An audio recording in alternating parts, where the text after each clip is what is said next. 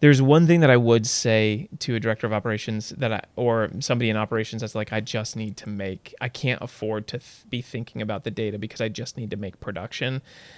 My encouragement to that person, because I remember feeling and thinking that way, my encouragement to that person would be, you can't afford not to start looking at data. Sure. Because the reality of it is the data will tell a story, and then it gives you the opportunity to identify whether it's a bottleneck here, or maybe it is just a person thing because it is such a manual process, or it is a maintenance thing that you have to take care of.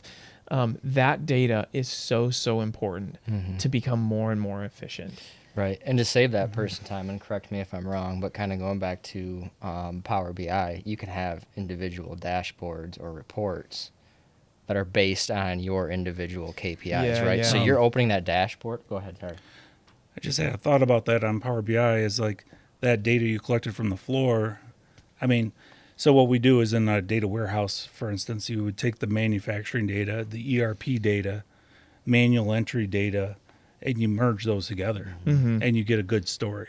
Yeah. You don't have like, oh, I don't know what those guys in manufacturing did, like, or whatever, or what did purchasing do? They didn't get us enough material. Well, we didn't know there wasn't enough material because you didn't do that, or whatever, Yeah. So, but if you can take those, those different sets of data and put them together in a nice, Power BI that tells a story of what happened. Yeah. Like Travis was saying, there's always a disconnect between the shop floor and the front office, always.